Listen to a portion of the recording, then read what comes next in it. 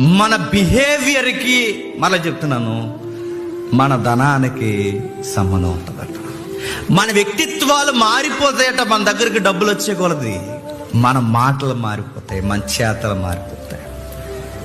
ఏమీ లేవనుకోండి, అందరినీ పలకరిస్తాం. బాగా డబ్బులు ఎక్కువైపోయాయి అనుకోండి, అందరూ మనల్ని పలకరించాలి అంటాం.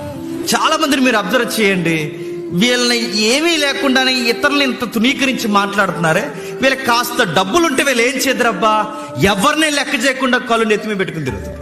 గర్వం. డబ్బులను బట్టి గర్వంగా మాట్లాడేవారు లేరండి సొసైటీలో. డబ్బులను బట్టి ఇతరులను తక్కువ చేసేవారు లేరండి సొసైటీలో.